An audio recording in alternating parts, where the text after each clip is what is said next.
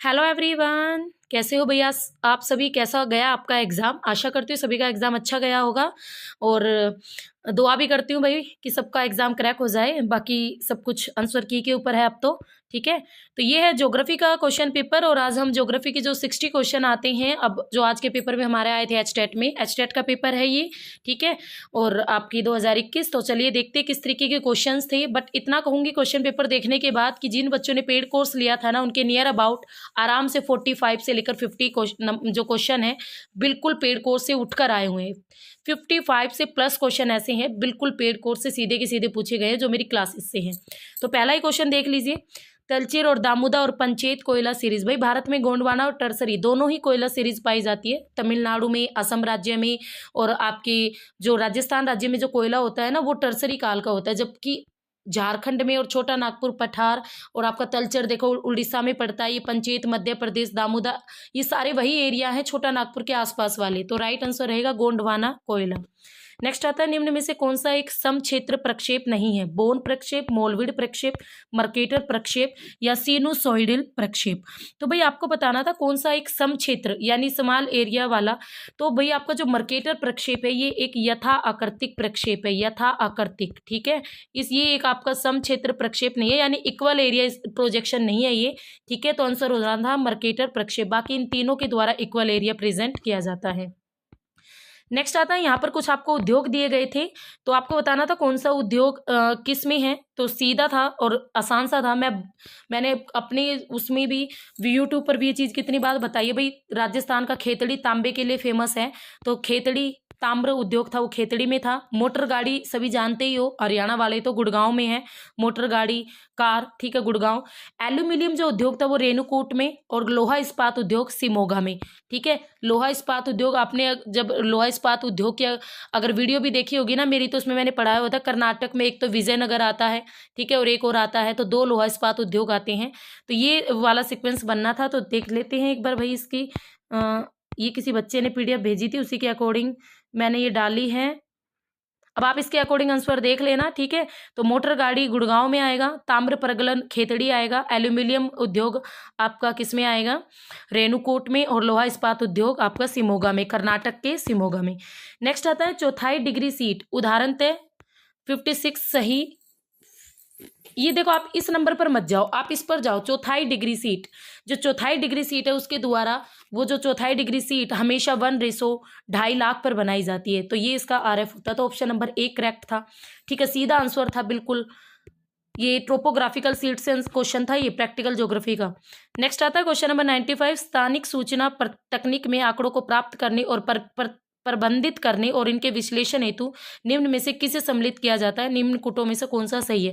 तो देखो यहाँ पर ध्यान से देखो, स्थानिक सूचना तक आंकड़ों को प्राप्त भी करना है, फिर उसे प्रतिबंधित भी करना है, उसका विश्लेषण भी करना है, एनालाइज भी करना है, और भाई उसके बाद ये कौन कौन सी चीज इसमें शामिल होती है। देखो एरियल फोटो के द्वारा भी हम नीचे की जो आंकड़े प्राप्त करते हैं, कितने एरिया में कैसा क्या सिस्टम है।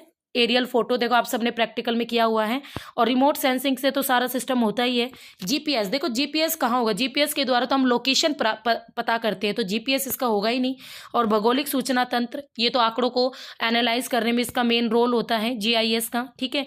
तो इसका आंसर क्या हो जाएगा भाई? ए, बै और द। मेरे अकॉर्डिंग इसका आंसर होगा ए, बै, द, ऑप्शन नंबर 3। नेक्स्ट आता है क्वेश्चन नंबर आपका 96। यहाँ पर कुछ कौन सा कथन सत्य है, सही उत्तर हमें देखना है। तो ये पाथर वाले पे मुझे थोड़ा डाउट है, ठीक है, क्योंकि पाथर ने, ऐसा तो मैंने कोई ज्योग्राफर पढ़ा नहीं है, पाथर ने 6, ये पता नहीं कहाँ से उन्होंने डाल दिया, 6 प्राणी भौगोलिक प्रदेशों में बांटा। बाकी वन्य जीव संरक्षण अधिनियम 1972 सबको पता है, और भारतीय वन सर्वेक्षण 1981 ये भी स्थापित, ये भी बिल्कुल करेक्ट है। और 1952 के अकॉर्डिंग भाई पहाड़ी इलाकों में, पर्वतीय इलाकों में 60% वन होनी चाहिए। तो ये तीनों करेक्ट हैं। तो इस हिसाब से देखें तो बा, सा, दा इसका आंसर होना चाहिए, बट आ का मैं डाउटफुल हूँ, तो आप देख लेना आंसर की में। मेरे अकॉर्डिंग बा, सा, दा तो करेक्ट है। नेक्स्ट आता है हमें बताना है इसमें द्विविमीय आरेख कौन सा है। तो द्विविमीय आरेख जिसमें 2 चीजों का यूज होता है, ठीक है। तो दंड आरेख तो आपका एक विमीय है, पिरामिड आरेख भी नहीं आएगा, दंड आरेख भी नहीं आएगा, पाई डायग्राम आएगा, आयताकार आएगा, इकाई वर्ग, और गोली आरेख आपका त्रिविमीय है, ये भी नहीं है। तो ऑप्शन सा, दा, या, सा, दा, या देखना है आपको किसमें है, सा, दा, या, ऑप्शन नंबर 2 हमारा करेक्ट हो जाएगा। नेक्स्ट आता है क्वेश्चन क्वेश्चन नंबर 98, निम्न में से कौन से प्रक्षेप पर भूमध्य रेखा नहीं दर्शाई जा सकती?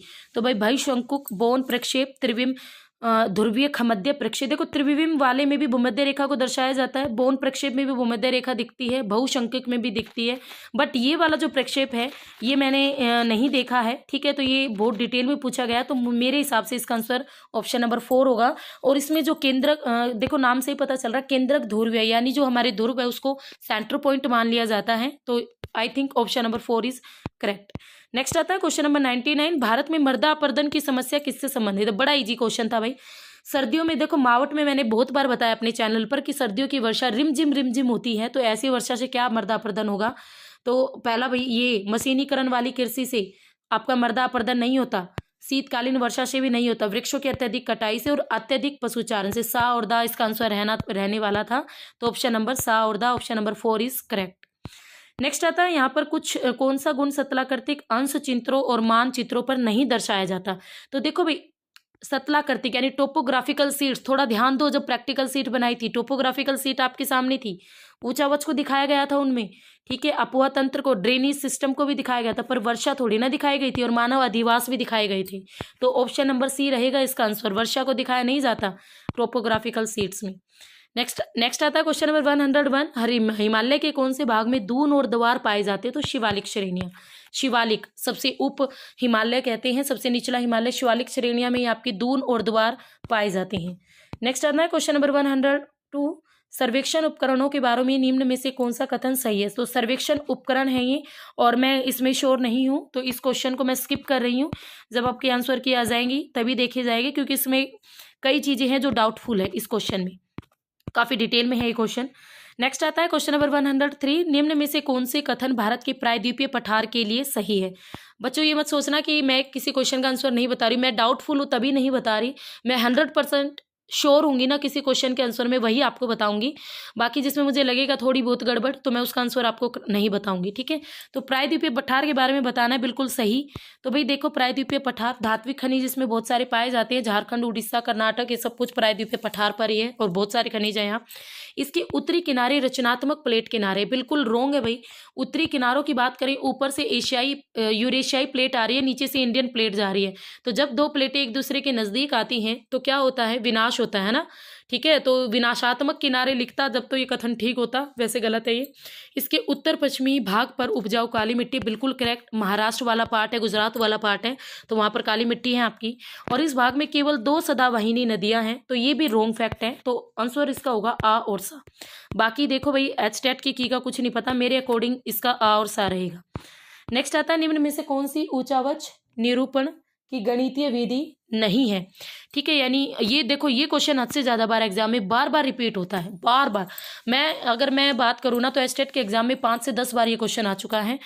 तो ऊंचावच निरूपण की गणितीय विधि पूछी गई। देखो, इन सभी विधियों के द्वारा ऊंचावच को दर्शाया जाता है, बट गणितीय विधि की बात करें तो हैश्योर, जो हैश्योर लाइंस खींची जाती है, गणितीय विधि नहीं है। बाकी तल, चिन्ह, आकृति रेखाएं, समुच्चय रेखाएं, सारी की सारी आपकी गणितीय विधियों में आती है, तो हैश्योर नहीं आती। बहुत बार रिपीट हो चुका है ये क्वेश्चन। नेक्स्ट आता है, राष्ट्रीय सुदूर संवेदन केंद्र, भाई हैदराबाद में है। ठीक है, हैदराबाद में, तेलंगाना के हैदराबाद में राष्ट्रीय आपका जो है सुदूर संवेदन केंद्र। भारत में हरित क्रांति के बारे में, देखो हरित क्रांति का इजी सा क्वेश्चन था। HYV बीजों का उपयोग बढ़ा था, बिल्कुल करेक्ट, मैंने बहुत बार बताया। प्रादेशिक असमानताएं कम हुई थी, देखो। खाद्यान्न उत्पादन में बढ़ोतरी हुई, ध्यान से देखना है हमें इस क्वेश्चन को। खाद्यान्न उत्पादन में बढ़ोतरी हुई थी, HYV बीजों का उपयोग भी बढ़ा था, सिंचाई सुविधाओं का विस्तार भी हुआ था। प्रादेशिक जो असमानता है वो कम नहीं हुई थी, तो इसका ऑप्शन नंबर 2 रहना था, क्योंकि हरित क्रांति के बारे में सही नहीं पूछा गया था, तो हमारा option number 2 is correct.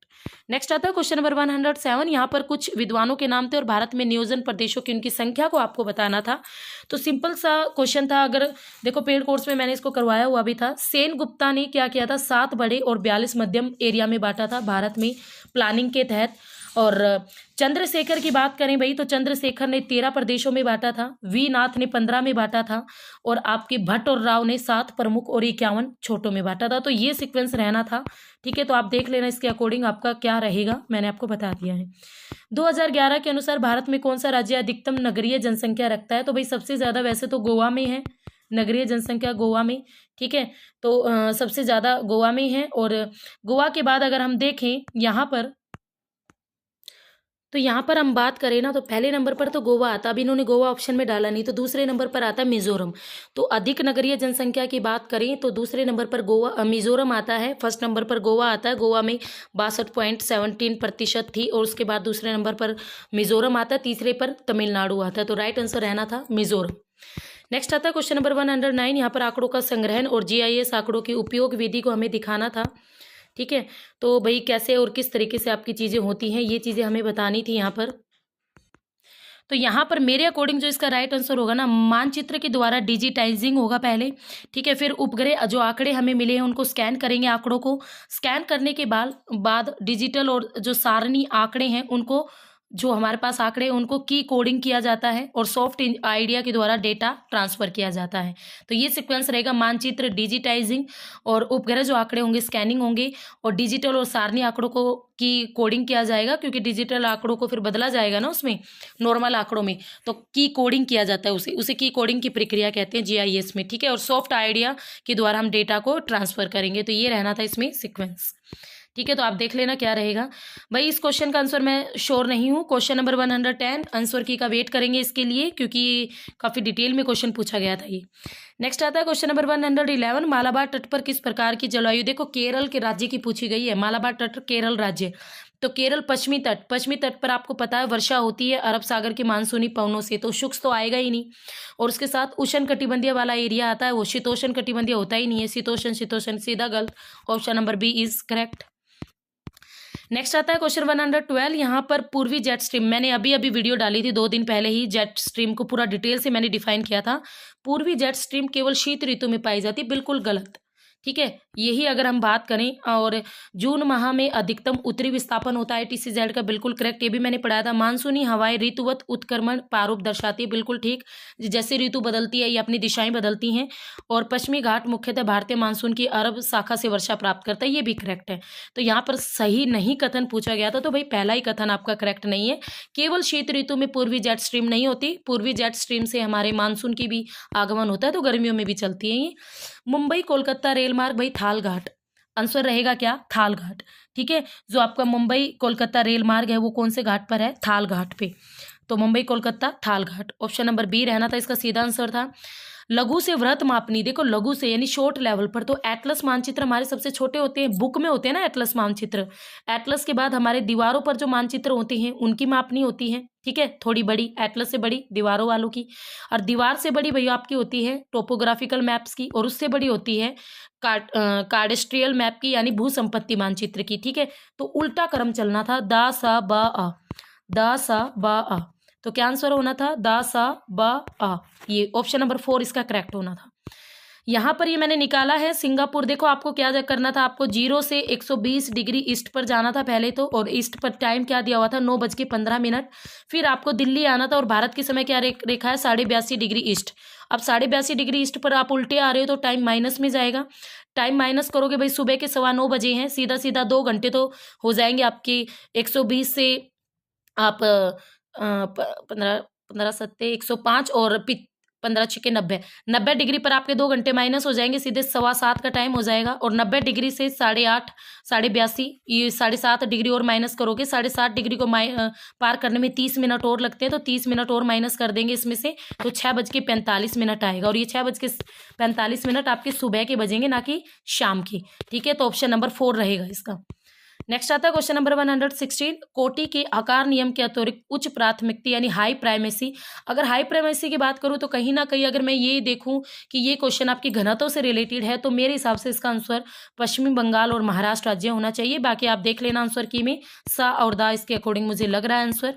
Next आता है 100 साल के इतिहास में सबसे ज्यादा जनसंख्या वृद्धि दर, भाई 90, अगर हम बात करें सबसे ज्यादा जनसंख्या वृद्धि दर जो देखी गई थी, तीव्र वृद्धि, वो 1961 से 1971 एकदम से बहुत ही ज्यादा दुगनी तिगनी हो गई थी। तो ऑप्शन नंबर 2 रहेगा। मौसम उपकरण दिए गए हैं और मौसम परिघटना, ये भी मैंने अपने कोर्स में करवाया हुआ था बच्चों को। देखो आर्द्र बलव तापमापी, ठीक है, ये आर्द्रता को दिखाता है, सापेक्षिक आर्द्रता को दिखाया जाता है, रिलेटिव ह्यूमिडिटी को आर्द्र बलव तापमापी के द्वारा। 6 महोदय का जो अधिकतम और न्यूनतम टेम्परेचर था वो दैनिक तापमान को दिखाता है। वात दिग्दर्शी द्वारा पवन की दिशा को, और वर्षा मापी द्वारा वर्षा की मात्रा को। तो यहाँ पर आप देख लेना क्या रहेगा सीक्वेंस। मैं आपको बता भी देती हूँ, पर मुझे छोटा करना पड़ता है ना, फिर बार बार टाइम ज़्यादा लगेगा। 6 का अधिकतम न्यूनतम, तो बा का भाई हो जाएगा बा का 1 है, और ए का 3 बा का 1 और वात दिग्दर्शी द्वारा 2, ए का 3 बा का 1 वाक दिग्दर्शी 2 और वर्षा की मात्रा। ऑप्शन नंबर 4 रहेगा इसका। नेक्स्ट आता है क्वेश्चन नंबर 119। देखते हैं, उकाई जो डैम है आपका, हमें बताना ठीक नहीं है। ओके, उकाई डैम आपका ताप्ती नदी पर है, बिल्कुल करेक्ट है। ब्रह्मपुत्र नदी असम में रैंप वैली से होकर बहती है, करेक्ट है। तिस्ता नदी, ये गंगा की सहायक नदी नहीं है, ये ब्रह्मपुत्र की सहायक नदी है, ये हमारा गलत ऑप्शन है। तिस्ता नदी ब्रह्मपुत्र नदी में मिलती है, पश्चिम बंगाल से आती है तिस्ता नदी, छोटी सी सहायक नदी है और आगे चल के ब्रह्मपुत्र में मिलती है, गंगा में नहीं मिलती। तो ऑप्शन नंबर सी रहेगा। गांधी सागर बाद आम का चंबल पर ही है, ये भी करेक्ट है। कौन सी इकाई रहित मापनी है? तो देखो, इकाई रहित मापनी की बात करें ना, तो यहाँ पर वर्नियर जो मापनी है, ये मुझे न्यू लग रही है। बाकी इन सब में यूनिट्स यूज होती हैं। कथनात्मक मापनी में भी आप किलोमीटर वगैरह ये सारी यूनिट यूज होती है, आरएफ में भी यूज होती है। ग्राफिक की बात करें तो मुझे कहीं ना कहीं इसका आंसर आरेखी मापनी रखना है, बाकी की देखते हैं, वेट करते हैं। निम्न में से कौन सी एक अपरदनात्मक सतलाकृति नहीं है? तो भाई एस्कर, हिम ग्लेशियर्स बनाती हैं एस्कर, और एस्कर हिम नदी के निक्षेपण से बनती है, डिपोजिशन से बनती है। ठीक है, एस्कर रहेगा इसका आंसर। बाकी ये सारी आपकी अपरदन से बनती हैं। नेक्स्ट आता है क्वेश्चन नंबर 122। निम्न में से कौन से महाद्वीप में 2000 देखो, सर्वाधिक जनसंख्या वृद्धि दर कभी भी पूछी जाए, आंसर हमारा अफ्रीका रहेगा। ठीक है, अफ्रीका में जन्म दर और मृत्यु दर सबसे ज्यादा है, कॉन्टिनेंट की बात करें, और सबसे ज्यादा जनसंख्या वृद्धि दर भी आपकी अफ्रीका में है। नेक्स्ट आता है क्वेश्चन नंबर 123। कौन सा लोहा इस्पात उद्योग से संबंधित नहीं है? तो भाई जापान का जो टोक्यो और योकोहामा है, यहाँ पर लोहा इस्पात उद्योग से रिलेटेड नहीं है, बाकी सभी जगह आपके लोहा इस्पात उद्योग है। नेक्स्ट आता है क्वेश्चन नंबर 124। वॉन थ्योनेन का कृषि भूमि उपयोग मॉडल में दूसरी पेटी, तो देखो पहली पेटी में तो हमारा पशुपालन और दूध और फल आ जाते हैं, दूसरी पेटी में लकड़ी उत्पादन दिया था उसने। ठीक है, तो उसने सीधा सीधा बताया था कि लकड़ियों का उत्पादन होगा दूसरी पेटी में, तीसरी पेटी में खाद्यान्न उत्पादन, तो आंसर होगा ऑप्शन नंबर 4। नेक्स्ट आता है क्वेश्चन नंबर 125। कौन सा सुमेलित नहीं है? तो भाई पुस्ताज जर्मनी, पुस्ताज बोलते हैं हंगरी में। ठीक है, घास के मैदान पुस्ताज किसे किसे कहाँ कहा जाता है? हंगरी में। बाकी सारे करेक्ट है। नेक्स्ट आता है क्वेश्चन नंबर 126। मानव भूगोल का सिद्धांत नहीं है, वातावरण समायोजन का ये तो है, क्रियाशीलता का सिद्धांत भी है, पार्थिविकता का भी फेमस थ्योरी है, महाद्वीपीयता का सिद्धांत सबको पता है, कॉन्टिनेंटल ये आपका जियोमॉर्फोलॉजी से रिलेटेड है, ह्यूमन ज्योग्राफी से रिलेटेड नहीं है, तो ऑप्शन नंबर सी। सिंपल सा क्वेश्चन था। बैनियोफ क्षेत्र और जोन किस प्रकार के प्लेटों के किनारों पर सहारे में पाए जाते हैं? तो भाई बैनियोफ क्षेत्र देखो किसे कहते हैं, जब दो प्लेटें एक दूसरे के नज़दीक आती है ना, तो जो आपकी ज़्यादा भारी प्लेट है वो नीचे की ओर धंसती है और वो हल्की प्लेट उसके ऊपर से जाती है, तो ये वाला जो कुछ पार्ट है जो अंदर की ओर घुसता है, जो पिघल जाता है, लावा बन जाता है, तो उस जोन को, इस जोन को कहते हैं बैनियोफ जोन। तो मेरे हिसाब से इसका आंसर होगा विनाशात्मक प्लेट किनारे, दोनों प्लेट एक दूसरे के नज़दीक आए और जो भारी प्लेट है वो नीचे धसी, हल्की प्लेट ऊपर की ओर चली, तो कुछ पार्ट इनका धस जाता है और लावा में बदल जाता है, मैग्मा में बदल जाता है, और उस एरिया को कहते हैं बैनियोफ जोन। भाई ज्वार का समय निम्न में से पृथ्वी और चंद्रमा की कौन सी गतियों द्वारा निर्धारित होता है? देखो ज्वार आने में सबसे बड़ा रोल होता है सूर्य और चंद्रमा का, तो चंद्रमा की परिक्रमण गति, घूर्णन गति का कोई रोल नहीं, और पृथ्वी की घूर्णन गति का भी कोई रोल नहीं, पृथ्वी की परिक्रमण गति और चंद्रमा की परिक्रमण गति। तो बा और दा, मेरे हिसाब से इसका राइट आंसर बा और दा रहेगा, और बा और दा ही पाएगा इसका राइट आंसर। नेक्स्ट आता है क्वेश्चन नंबर 129। किरूना की खाना काराजस खाने, ये वर्ल्ड लेवल पर आपको खाने पूछी गई थी। ठीक है, किरूना की खाने, देखो किरूना की जो खाने वो स्वीडन में है, और काराजस की खाने भाई आपकी ब्राज़ील में पड़ती हैं। और हंटली की खानों की बात करें तो जो आपकी हंटली की खाने हैं स्कोनडीडा की पड़ती है चिली में, और हंटली की खाने ऑस्ट्रेलिया में। तो ये इसका सीक्वेंस रहेगा, आप मैच कर लेना। नेक्स्ट आता है भूगोल। देखो ये क्वेश्चन बार बार रिपीट होता है और इंपॉर्टेंट क्वेश्चन है, काफ़ी बार रिपीट हो चुका है। इसका सीधा आंसर काल क्रम विज्ञान आएगा। भूगोल एक काल क्रम विज्ञान है, यानी क्रोनोलॉजिकल साइंस है भूगोल। नेक्स्ट आता है यहाँ पर कुछ कटके हैं, और ये कटके मैंने पेड कोर्स में पूरा डिटेल से बच्चों को कराई थी, फिर भी गलत करके आए होगे तो तुम पिटोगे। लॉर्ड होवे कटक, वीविल थॉमसन कटक, वाल्विस कटक और प्रिंस एडवर्ड कोरजेट कटक। तो ये सारी कटक जितनी भी है महासागरों के अंदर पाई जाती हैं। देखो सबसे पहले वाल्विस कटक की बात करें तो ये आपकी दक्षिणी अंध महासागर में पाई जाती है, दक्षिणी अंध महासागर में। वाल्विस कटक सैका ए आएगा, ठीक है। और उसके बाद हम बात करें क्रोजेट कटक, तो ये पाई जाती है हिंद महासागर में। क्रोजेट कटक आपकी हिंद महासागर में। विविल थॉम्सन कटक पाई जाती है भाई उत्तरी अंध महासागर में, उत्तरी अंध महासागर में। और लॉर्ड होवे कटक आपकी दक्षिण पश्चिम प्रशांत महासागर में। तो ये सीक्वेंस बिल्कुल करेक्ट रहेगा। नेक्स्ट आता है विश्व का कौन सा भाग सर्वाधिक सड़क घनत्व। सड़क घनत्व क्या होता है कि भाई ज्यादा जो जहां पर सबसे ज्यादा सड़कों का जाल बिछा हुआ है, तो राइट आंसर पश्चिमी यूरोप रहेगा। पश्चिमी यूरोप में भी अगर हम बात करें तो यूके के अंदर सबसे अधिक सड़क घनत्व देखने को मिलता है। नेक्स्ट आता है क्वेश्चन नंबर 133, जिफ का न्यूनतम प्रयास सिद्धांत बिल्कुल करेक्ट है। और स्टोफर का अंतरालीय अवसर निर्देश ये भी बिल्कुल करेक्ट है। जेलेंस्की का प्रवास संचलन ये भी करेक्ट है। मुझे कहीं ना कहीं ये जो इसने सिद्धांत नहीं दिया था, इसने अवधारणाएं दी थी। ली महोदय ने प्रवास से रिलेटेड अवधारणाएं दी थी, तो कहीं ना कहीं मुझे ये आंसर लग रहा है। कई बच्चे ली नहीं करके आए हैं, मेरे हिसाब से इसका आंसर ऑप्शन नंबर बी रहेगा, ये सुमेलित नहीं है। नेक्स्ट आता है क्वेश्चन नंबर, दक्षिणी गोलार्ध में कितनी जनसंख्या निवास करती है भाई? 10%। सबको पता है। अगर हम बात करें 90% जनसंख्या, मैंने बहुत बार पढ़ा है बच्चों को कि 90% जनसंख्या आपकी उत्तरी गोलार्ध में है, जबकि 10% जनसंख्या दक्षिणी गोलार्ध में आती है। नेक्स्ट आती है क्वेश्चन नंबर 135, कौन से महाकल्प 2 पर्वत निर्माण। देखो इसके आंसर है ना, ये दोनों लग रहे हैं, बट अगर ज्यादा बात करें तो पैलियोजोइक ज्यादा आंसर है, क्योंकि देखो सैनोजोइक में आपके हिमालय के वृहत हिमालय, मध्य हिमालय और लघु हिमालय तीनों का निर्माण सैनोजोइक में हुआ था, ओलिगोसीन में और मायोसीन में, ठीक है। और पैलियोजोइक में बात करें तो आपका जो जो आपका वासिसस पर्वत है, ब्लैक फॉरेस्ट पर्वत है, तो ये दोनों पर्वत बने थे पैलियोजोइक में। तो राइट आंसर मेरे हिसाब से पैलियोजोइक ही रहेगा, ठीक है। पैलियोजोइक में ब्लैक फॉरेस्ट पर्वत बना था और वासिसस पर्वत में हुई थी, ठीक है। तो सैनोजोइक नहीं होगा, पैलियोजोइक ही रहेगा इसका राइट आंसर। नेक्स्ट आता है क्वेश्चन नंबर 136, कम वायुदाब प्रवणता वाले क्षेत्रों में हवाएं धीमी गति से बहती हैं। वायुदाब प्रवणता कम होती है, समदाब रेखा जब आपकी आइसोबार से एक दूसरे के बहुत निकट होती है ना, तो वायुदाब प्रवणता बहुत अधिक होती है, ठीक है। तो ये तो हमारा सीधा सीधा गलत है। अब ऑप्शन देख लेते हैं, तो भाई हमारा सीधा हो जाएगा ए सही है और आर गलत है, ऑप्शन नंबर सी। नेक्स्ट आता है क्वेश्चन नंबर 137, और ये जो क्वेश्चन है इसका आंसर अभी नहीं मिला है, कुछ गड़बड़ है इसमें भी, ठीक है, तो बाद में बता दिया जाएगा आपको आंसर। नेक्स्ट आता है लेहमान असंबद्धता। भाई सिंपल सा क्वेश्चन था, आपके इनर कोर और आउटर कोर के बीच पाई जाती है लेहमान असंबद्धता, ठीक है, कोर में, तो ऑप्शन नंबर डी हो जाएगा। नेक्स्ट आता है आपके कुछ सिद्धांत है, वेबर का, होटलिंग का, सुमित का, होवर का।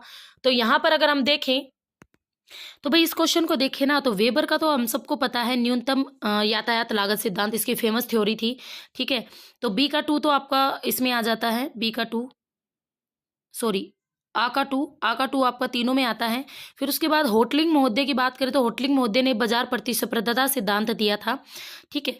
और इसके बाद अगर हम स्मिथ महोदय ने देखे तो स्मिथ महोदय का और हुवर का, तो हुवर महोदय का था न्यूनतम उत्पादन सिद्धांत अधिकतम लाभ, तो स्मिथ महोदय का अधिकतम लाभ का सिद्धांत सैका 4, और मेरे हिसाब से ये रहेगा दै का 1, ठीक है। बाकी आंसर की में देखेंगे, ठीक है। सा का 1 न्यूनतम उत्पादन लागत सिद्धांत स्मिथ का था, और हुवर का अधिकतम लाभ सिद्धांत ये रहेगा।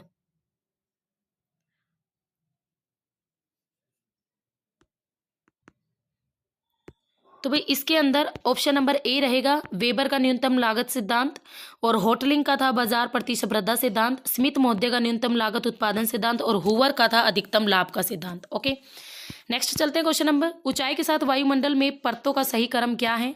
यहाँ पे बताना आपको, जैसे हाइट के साथ परतों का सही क्रम, तो हीलियम, नाइट्रोजन, आणविक ऑक्सीजन परत और आपकी हाइड्रोजन परत। तो हाइड्रोजन और हीलियम आप सबको पता है सबसे अधिक ऊंचाई पर होती है, तो ठीक है। यहाँ पर हमें देखना है किस तरीके से तो यहाँ पर एक चीज ध्यान रखनी थी आपको, यहाँ पर ऊंचाई के साथ पूछा गया था। तो जैसे वायुमंडल में ऊंचाई बढ़ती है, कौन कौन सी पौने, तो सबसे पहले ऊंचाई से नीचे थोड़ी ना आना है, नीचे से ऊपर जाना है ना। तो सबसे नीचे आपकी नाइट्रोजन होती है, फिर आपकी ऑक्सीजन, ठीक है, नाइट्रोजन, ऑक्सीजन, फिर हीलियम, फिर हाइड्रोजन।